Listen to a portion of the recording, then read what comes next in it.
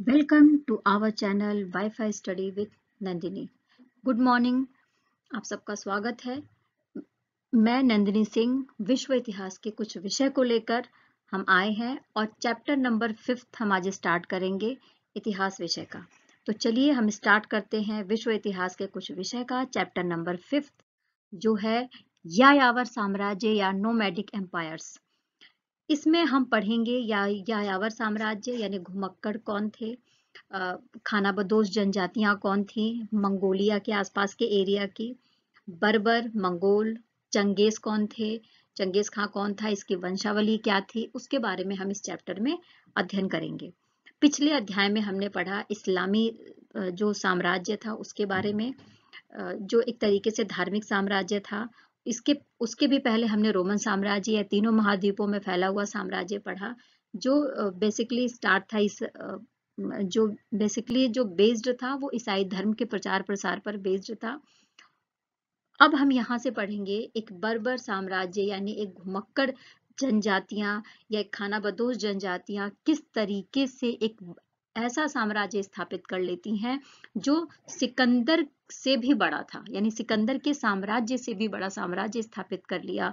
एक कहानी है जिसको समझिए, कोशिश करिए उस माइंडसेट को समझने की और उनके उनके जो राजनीतिक संगठन और उनका जो पावरफुल उनका जो सैनिक संगठन था उसको समझने की। तो हम स्टार्ट करते हैं। सबसे पहले तो यायावर का मतलब क्या होता है? यायावर का मतलब होता है घुमक्कड़ या खानाबदोश। घुमक्कड़ या खानाबदोश यानी ऐसे लोग जो अपनी जरूरतों को पूरा करने के लिए एक जगह से दूसरी जगह पर जाते रहते हैं, अपने जानवरों के लिए, घास के मैदानों के लिए, उनके चरने के लिए, चरागाहे के रूप में उसकी तलाश के लिए, और मौसम परिवर्तित हो जाने के बाद यानी एक जगह को छोड़कर जाते रहे। अब यहाँ पर सबसे बड़ा क्वेश्चन ये आता है कि कैसे जो लोग एक जगह को छोड़कर जाते रहे उनका एक साम्राज्य कैसे बन सकता है? सोचने की बात है, और यहीं यहीं से हमारी स्टार्ट होती है चैप्टर नंबर 5 की हिस्ट्री। तो देखो, जो घुमक्कड़ लोग होते हैं सबसे पहले तो उनका जो आर्थिक जीवन होता है वो बिल्कुल सिंपल होता है, यानी पशुपालन होगा, पशुओं के लिए चारागाह इकट्ठा करना होगा या जो भी चीजें जंगल से मिलेंगी उसके आधार पर, शिकार के आधार पर उनका जीवन चलता है। और उनका जो पॉलिटिकल संगठन ऑर्गेनाइजेशन होगा वो भी सिंपल होता है। और इनका जो बेस होता है, इनके पारिवारिक समूहों का जो बेस होता है वो पितृसत्तात्मक होता है, यानी पिता के नाम से ही उनका वंश जाना जाता है और एक पारिवारिक समूह के रूप में ये आगे बढ़ते हैं अपने जीवन में। दूसरी तरफ हम देखते हैं कि जो साम्राज्य है, साम्राज्य का मतलब ही होता है कि एक ऐसा क्षेत्र होना चाहिए जिसकी बाउंड्रीज हों और बिल्कुल डिसाइड बाउंड्रीज हो, है ना। उसका जो क्षेत्र होता है वो बिल्कुल डिसाइड होना चाहिए, निश्चित होना चाहिए। उसका राजनीतिक संगठन बहुत स्ट्रांग होना चाहिए, पॉलिटिकल पावर उसकी उसमें बहुत अच्छी होनी चाहिए। साथ में सैन्य संगठन ऐसा होना चाहिए कि साम्राज्य का विस्तार दिन प्रतिदिन आगे बढ़ते रहे, है ना। और जो एडमिनिस्ट्रेटिव जो पावर है, जो प्रशासनिक जो पावर है वो भी इस तरीके की होनी चाहिए कि वो इतने बड़े साम्राज्य को अच्छे से चला सके। तो ये सारी चीजें कैसे डेवलप होती हैं इस चैप्टर में हम पढ़ेंगे। अब क्या है, देखो, हमें जो सोर्सेज हैं वो किन सोर्सेज के माध्यम से जो ये घुमक्कड़ जनजातियां थी उनके बारे में पता चलता है। तो सबसे पहले यात्रावृत्त या इतिवृत्तांत। यात्रावृत्त में क्या है? यात्रावृत्त में वो लोग जिन्होंने मंगोलिया की यात्राएं करी या चंगेज खां के टाइम या उनके वंशावलियों के टाइम यात्राएं करी, तो उसके बारे में इन्होंने कुछ ना कुछ लिखा है।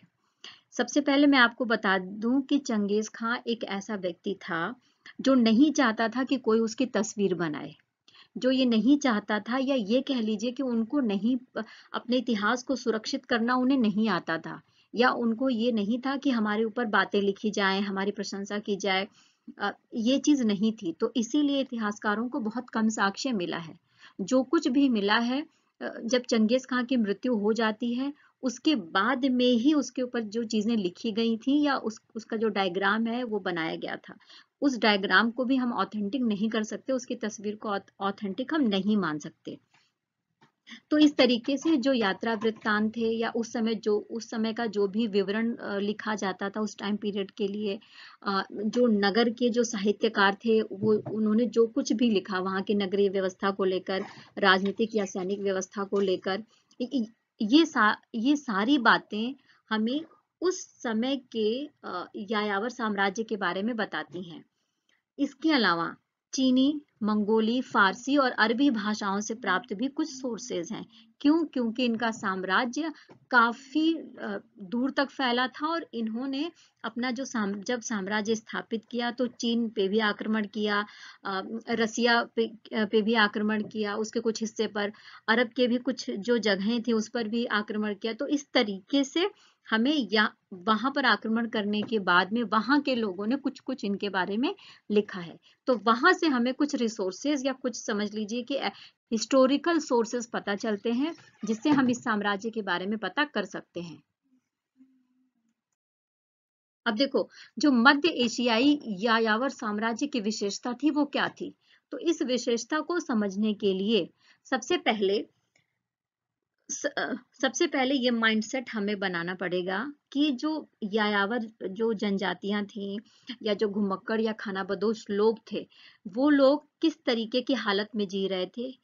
एक तो पहले मंगोलिया के रहने वाले थे और उसके आसपास का एरिया था, ये जान लीजिए। और ये लोग दीनहीन स्थिति में थे, और दीनहीन का मतलब ये था कि ये कबीले, अलग अलग कबीले में बटे थे और साथ में ही ऋतु प्रवास कर रहे थे या एक जगह से दूसरी जगह पर जा रहे थे। इनकी जो सामाजिक और आर्थिक जो परिवेश था बहुत नॉर्मल था, है ना, बहुत जटिल कोई व्यवस्था ऐसी नहीं थी। साथ में ही ये बहुत ज्यादा प्रभावित थे चीन की जो साम्राज्यवादी विस्तारवादी नीति थी, उससे उससे ये लोग प्रभावित हो रहे थे। क्योंकि आप देखेंगे मैप में तो मंगोलिया के आसपास का जो एरिया जब आप देखेंगे ध्यान से, तो मंगोलिया का पड़ोसी कौन है? चाइना है। तो ये लोग उसकी जो विस्तारवादी नीति थी उससे प्रभावित हो रहे थे। इसके बावजूद इन्होंने ऐसा, यानी चंगेज खां के नेतृत्व में इन्होंने ऐसा साम्राज्य स्थापित किया जो पार महाद्वीपीय था। पार महाद्वीपीय का मतलब होता है कि महाद्वीप के पार, यानी कि जिस महाद्वीप के वो लोग हैं उस महाद्वीप से निकलकर, उस कॉन्टिनेंट से निकलकर दूसरे कॉन्टिनेंट के भी कुछ हिस्से पर कब्जा कर लेना। तो अपने आप में हमें ये सोचने पर मजबूर करता है कि ऐसी कौन सी चंगेज खां के अंदर वो कौन सी शक्ति थी, वो कौन सी पावर थी, वो कौन सी सोच थी जिसकी वजह से उसने इतने बड़े साम्राज्य का नेतृत्व किया और विस्तार किया। इसके अलावा ये इनका विश्व के अनेक देशों से संपर्क रहा है और इन्होंने अपना प्रभाव उन देशों पर छोड़ा। क्योंकि जैसे जैसे ये दूसरे देशों पर कब्जा करते गए, दूसरे देशों के हिस्सों पर कब्जा करते गए, तो वहां पर इन लोगों ने बहुत कुछ बहुमूल्य जो चीजें हुआ करती थी उनकी वो ले लेते थे, लूट लेते थे और बाकी की जनता को अपने साम्राज्य में मिला लेते थे। अब देखो, बर्बर, इनके लिए एक शब्द इस्तेमाल किया जाता है। ये जो कबीलियाई जो जनजातियां थी उनके लिए एक शब्द इस्तेमाल किया गया है, बर्बर। और ये बेसिकली जो यूरोप के रहने वाले लोग थे उन्होंने ये शब्द उनको दिया था, है ना। तो क्या क्या इसका मतलब क्या है? तो सबसे पहले तो बर्बर को अंग्रेजी में बारबेरियन कहते हैं, आप ये जान लीजिए। और यूरोप में ये शब्द उन लोगों के लिए इस्तेमाल किया जाता था जिनकी जो लैंग्वेज थी वो बहुत कर्कश थी। कर्कश मतलब जिनकी लैंग्वेज बहुत कठोर थी, कर्कश थी, इस तरह की आवाज थी, है ना, चुभने वाली, कानों को चुभने वाली आवाज थी। ऐसे लोगों के लिए इस्तेमाल किया गया था। तो ये एक यूनानी भाषा के शब्द बारबोरस से लिया गया है ना, जिसका अर्थ था गैर यूनानी लोगों के लिए इसका प्रयोग किया गया था। यानी जो लोग यूनान के नहीं थे उन लोगों के लिए प्रयोग किया गया था। और यूरोप जो यूनानी ग्रंथों में बर्बर शब्द का जो मतलब बताया गया है या उसको जिस तरीके से प्रेजेंट किया गया है, तो उसका उस प्रेजेंटेशन में क्या चीज लिखी गई है, देखो वहां के ग्रंथों में ये लिखा गया है कि ये लोग बच्चे की तरह थे। जिस तरीके से बच्चे को बोलना और सोचने समझने की उनके अंदर क्षमता नहीं होती, कहीं पर भी जाते हैं छीन कर खा लेते हैं, कोई चीज ले लेते हैं, चुरा के रख लेते हैं, डरपोक किस्म के होते हैं, है ना। तो इस तरीके से, और इसके अलावा इनको विलास प्रिय, विलास प्रिय, निष्ठुर यानी कठोर, आलसी, लालची, ये वाले शब्द इस्तेमाल किए गए हैं। कहाँ पर? यूनानी ग्रंथों में। आपको पता होना चाहिए। साथ में ही जो रोमवासी थे उन्होंने बर्बर शब्द का प्रयोग जर्मन जनजातियों, जो स्पेशली गौल और हूण थे, उनके लिए इस्तेमाल किया गया था। और चीनियों ने बर्बरों के लिए नकारात्मक शब्दों का प्रयोग किया। मतलब चीनियों के लिए भी ये जो बर्बर शब्द है, इसका मतलब ही क्या था? नेगेटिविटी लिए हुए था, नकारात्मक सोच को लिए हुए था। अब हम यहाँ पर आते हैं कि मंगोल कौन थे और उनका जो वर्ल्ड मैप में जो उनकी स्थिति है वो क्या है, ये समझेंगे। तो देखो, सबसे पहले मध्य एशिया के स्टेपी प्रदेश में, मध्य एशिया का अभी आगे हम अगली वाली स्लाइड में मैप देखेंगे, उसमें आप ध्यान से देखिएगा कि जो मध्य एशिया का स्टेपी प्रदेश है, वहां पर 13वीं शताब्दी के टाइम पर, 13वीं शताब्दी का जो टाइम पीरियड है वो इसलिए बहुत इंपॉर्टेंट है क्योंकि इसी टाइम पीरियड में चंगेज खां आता है और चंगेज खां मंगोलों को संगठित करता है। क्योंकि मंगोलिया में बहुत तरीके के तरह तरह के कबीले थे और वो अलग अलग तरीके से रहते थे, आपस में लड़ना झगड़ना अपनी जरूरतों के हिसाब से वो करते रहते थे। तो उन चंगेज खां ने उनको यानी मंगोलों को क्या किया? संगठित किया। मंगोल विविध जन समुदाय के निकाय थे। इसमें कौन कौन सा हिस्सा शामिल था, यानी मंगोलों में कौन कौन से जन समुदाय यानी कौन कौन से कबीले शामिल थे, ये देखिए। तो इसमें तातार, खितान, मंचू और तुर्की, ये सारे कबीले इसमें क्या थे? शामिल थे। और इसके अलावा हम ये भी देखेंगे कि जैसे जैसे चंगेज खां अपने महाद्वीपीय साम्राज्य का विस्तार करता है, तो उसका जो सैनिक तंत्र है, उसको उसकी जो सैन्य प्रणाली है वो इतनी भयानक और इतनी स्ट्रांग, इतनी मजबूत होती है कि वो साम्राज्य विस्तार करता जाता है और एक के बाद एक देशों को, उनके क्षेत्रों को जीतता जाता है। इसके अलावा जो एडमिनिस्ट्रेटिव जो तरीका था, यानी जो प्रशासन का तरीका था, जो राजनीतिक जो उसका तरीका था चंगेज खां का, वो भी अद्वितीय था। ये सारी अच्छाइयां थी उसके अंदर। इस तरीके का कौशल था जिस वजह से वो अपने साम्राज्य को पार महाद्वीपीय तक पहुंचा पाया, यानी एक कॉन्टिनेंट से लेकर दूसरे कॉन्टिनेंट में ले जा पाया। इसीलिए पूरे विश्व में सिकंदर के साम्राज्य के बाद भी, मतलब सिकंदर के साम्राज्य को हम कहते हैं कि वो बहुत विस्तार था, उससे भी ज्यादा विस्तार साम्राज्य किसने स्थापित किया था? चंगेज खां, और उसके बाद उसके वंशजों ने भी वही काम किया था। अब ये देखो, मैप में आप देखेंगे कि चंगेज खां ने, ये जो रेड रेड वाला जो आपको एरो जैसा दिख रहा है, ये चंगेज खां के द्वारा जीता गया क्षेत्र था, जहां पर चंगेज खां जा जाकर युद्ध करता है और इसको अपने साम्राज्य में, यानी मंगोलियाई साम्राज्य में शामिल कर देता है। और ये ब्लू एरो ये बता रहा है कि जो चंगेज खां के वंशज थे, यानी चंगेज खां के बाद जहां जहां पर युद्ध हुए, सैन्य अभियान हुए और कैसे इन्होंने जीता। तो देखो, इसमें आप देखेंगे तूफान, कराकोरम भी दिख रहा है। कराकोरम जाके बाद में राजधानी बनती है। जो चंगेज खां का उत्तराधिकारी था, उसका जगताई साम्राज्य उसका बेटा था।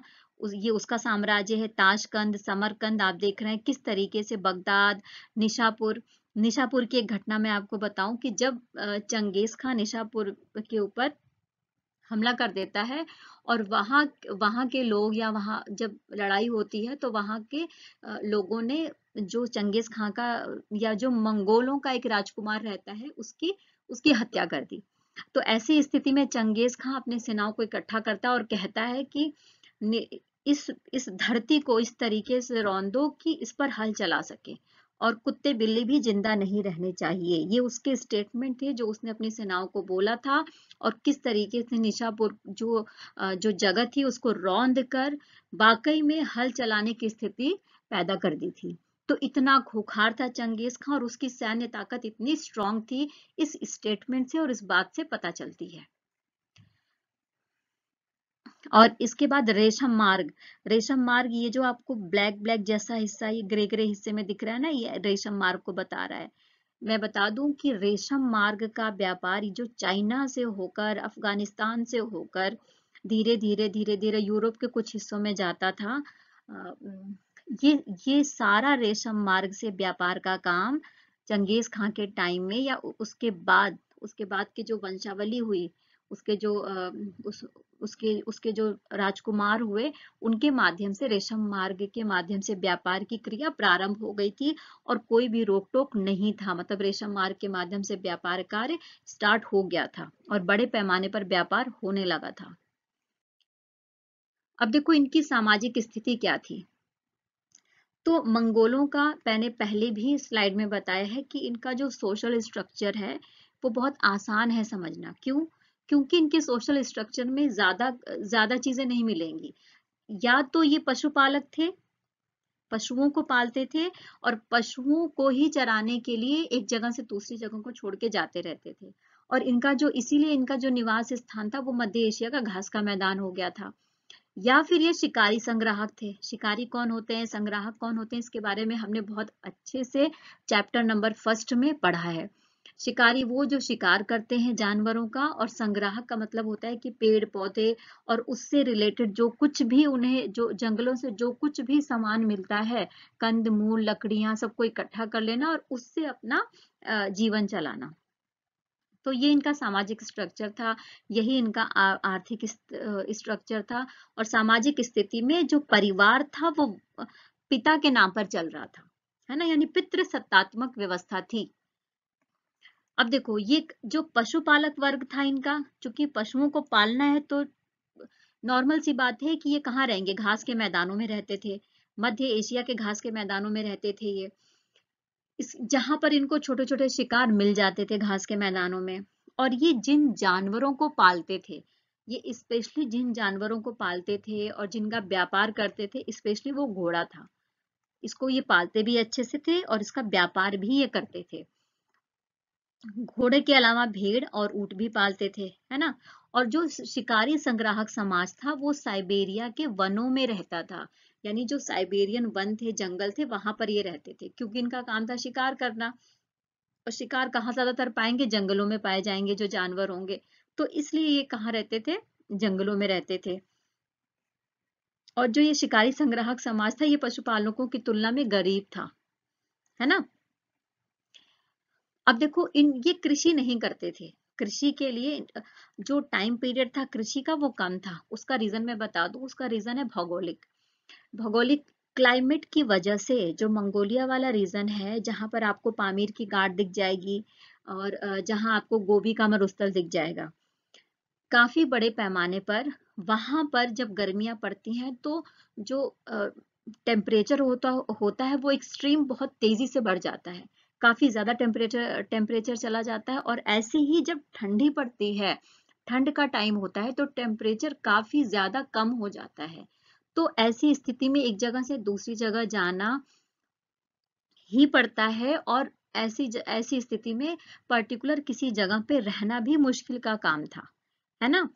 इसीलिए जो कृषि का काम था उसके लिए टाइम पीरियड बहुत कम बचता था। और जो कुछ भी टाइम पीरियड बचता था उसमें ये खेती नहीं करते थे, यानी मंगोल खेती नहीं करते थे। इनका काम था कि ये आत्मरक्षा के लिए, आक्रमण के लिए, यानी दूसरे कबीलों से अपने आप को बचाने के लिए क्या करते थे, कई सारे कबीलों को मिला लिया, उनके परिवारों को मिला लिया और उनका परिसंघ बना लिया। परिसंघ का मतलब होता है एक तरीके से ग्रुप बना लिया उनका, ठीक है। और इस ग्रुप के माध्यम से ही वो अपने आप को बचाते थे। और इनका जो मेन काम था, ये जो जिसलिए ये प्रसिद्ध थे, ये क्या करते थे, देखो ये पशुओं को चुराने के लिए, पशुओं पर कब्जा करने के लिए लूट मार तक कर लेते थे। चरागाह के लिए लड़ाइयां होती थी इनके बीच में। मैंने पहले भी बताया था कि कई सारे कबीले थे और ये कबीले आपस में इन चीजों को लेकर लड़ते रहते थे। और कभी कभी अपनी जरूरतों को पूरा करने के लिए ये लूट मारपीट हत्या तक कर देते थे। तो ये सारी इनकी सामाजिक स्थिति थी। इसके बाद चीन की महान दीवार, जिसको आप मैप में ढूंढोगे तो मिल जाएगा। चीन की आज भी ये दीवार है। और देखो ये दीवार बननी कब स्टार्ट हुई थी और क्यों बनी थी, उसके पीछे का कारण क्या था। जो मंगोल थे वो बहुत खूंखार और लुटेरे कहे जाते थे। इसके साथ साथ में ही व्यापार और वस्तु विनिमय के लिए जो मंगोल का पड़ोस कौन है, चाइना। तो इनको चाइना जाना पड़ता था। वस्तु विनिमय किस चीज का करते थे ये, देखो इनको इनके यहाँ खेती नहीं थी, तो स्पेशली ये क्या करते थे कि खेती का सामान इनको चाहिए था, यानी कृषि उत्पाद के लिए और लोहे के उपकरणों के लिए ये व्यापार करते थे। किससे व्यापार करते थे? जो चाइनीज लोग होते थे उनसे व्यापार करते थे। अब क्या करते थे, मतलब किस चीज का व्यापार करते थे?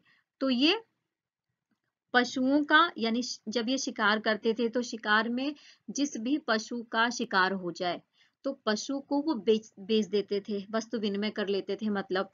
और इसके अलावा घोड़े का और फर का व्यापार करते थे। और इन इन चीजों के बदले में वो कृषि उत्पाद और लोहे का उपकरण लेते थे।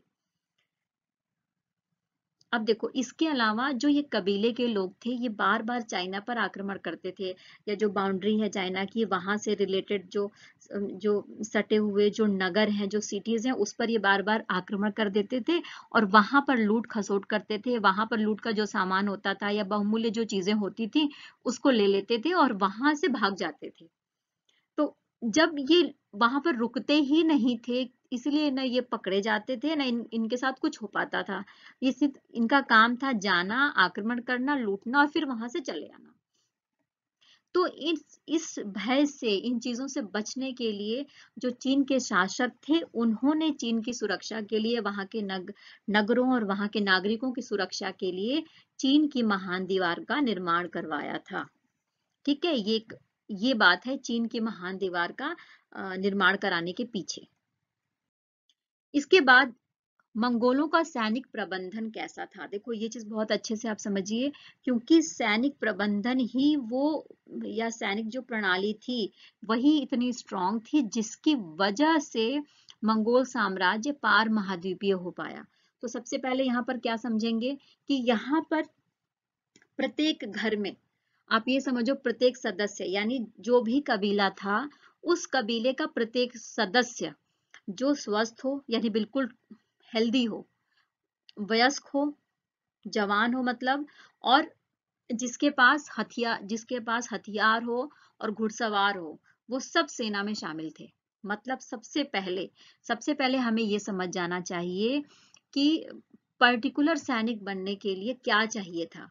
कोई भी व्यक्ति, कबीले का कोई भी व्यक्ति जो स्वस्थ होगा, जो जवान होगा, जिसके पास हथियार होगा और घुड़सवार होगा, वो अपने आप सेना में शामिल है ना। और आपको पता होना चाहिए कि कबीलों में जो अ, जो जंगलों में जाकर शिकार किया जाता था, तो स्पेशली इनके पास हथियार होते ही थे और घुड़सवार या घोड़े इनके पास होते ही थे। और इनकी जो कला थी ना शिकार करने की, वो कला वो वो कला बहुत ज्यादा काम आई सैनिक संगठन को बनाने में और साम्राज्य विस्तार करने में।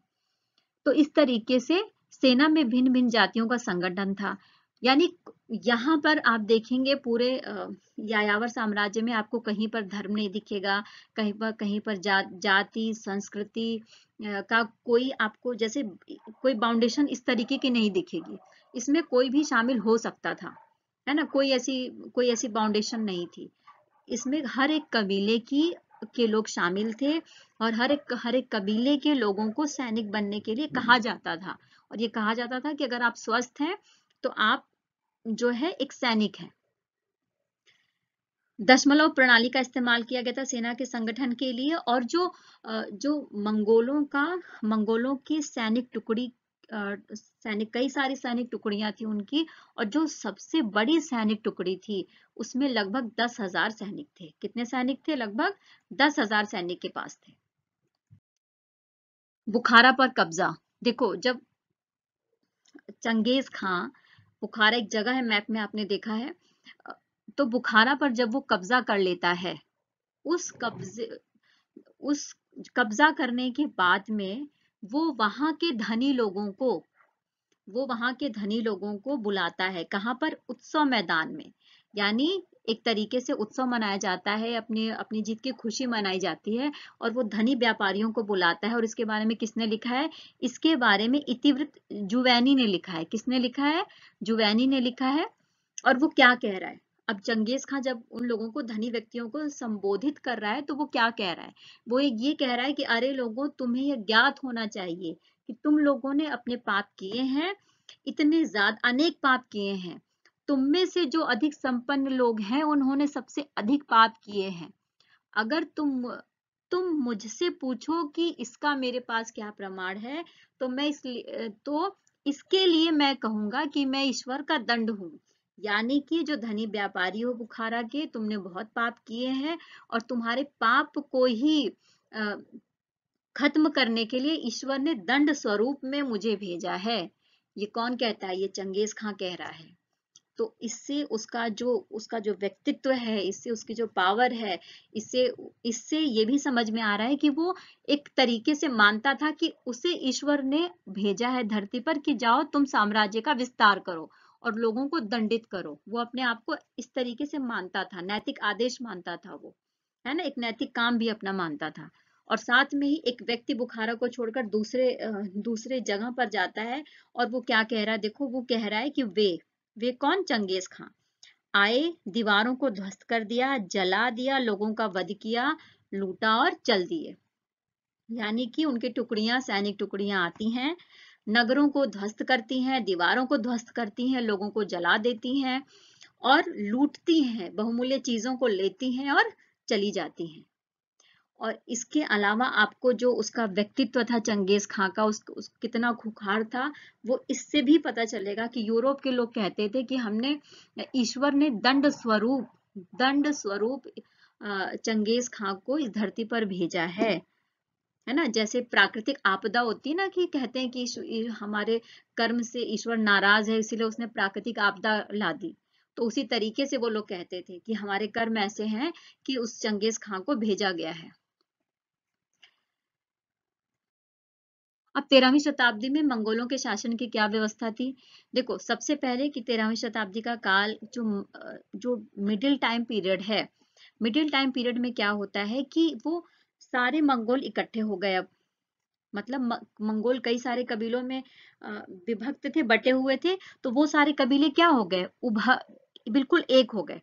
अब जब वो एक हो गए तो उन्होंने एक विशाल साम्राज्य का निर्माण कर दिया और ऐसे साम्राज्य का निर्माण किया जिसे दुनिया में पहले नहीं देखा गया था। ठीक है। इसके अलावा मैंने पहले ही बताया था कि इनका जो साम्राज्य विस्तार था, ये संस्कृतियों से या वहां की जो भी प्रणालियां थी उस पे ये इफेक्ट नहीं डालते थे। उनको धर्म से मतलब नहीं था, उनको वहां के कल्चर से, वहां की संस्कृति से कोई मतलब नहीं था, है ना। उनका सिर्फ एक ही काम था, साम्राज्य विस्तार करना और जो कुछ भी बहुमूल्य चीजें हैं वो ले लेना और साथ में ही अपने को वहां का लीडर नियुक्त करा लेना। इसीलिए जब इनका हमला होता गया तो लोगों को एक धार्मिक रूप से या भाषा के रूप से या संस्कृति के रूप से लोगों को भय नहीं था। लोगों को सिर्फ अपने जान की चिंता थी उस टाइम पर। हालांकि मंगोलों को अपने साम्राज्य के क्षेत्रों पर राजनीतिक प्रभुत्व रहा, फिर भी संख्यात्मक रूप से अल्पसंख्यक ही रहे। देखो, ये साम्राज्य तो जीतते जा रहे थे, तो साम्राज्य जीतने की वजह से क्या हो रहा था? इनकी जो पॉलिटिकल पावर है वो बढ़ती जा रही थी, लेकिन संख्या में ये कम थे, है ना।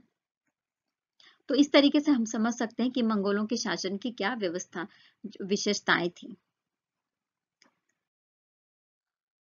बच्चों, इस वीडियो में बस इतना ही। आने वाली वीडियोस में हम चंगेज खां, उसकी जो बायोग्राफी है, उसकी जो वंशावली है, उसके द्वारा जो किए गए काम है व्यापार के क्षेत्र में, उसके द्वारा जो कर लगाए गए सैन्य संगठन था, इन सब के बारे में अध्ययन करेंगे। आपने बहुत सारा प्यार दिया है, आपके प्यार के लिए, आपके भरोसे के लिए बहुत सारा धन्यवाद। आप ऐसे ही इस चैनल को आगे बढ़ाते रहिए, लाइक करिए, सब्सक्रिप्शन लीजिए, जो भी आपके क्वेश्चन है उनको कमेंट बॉक्स में डालिए, पूछिए और मेरे से बात करते रहिए। आपका बहुत बहुत धन्यवाद।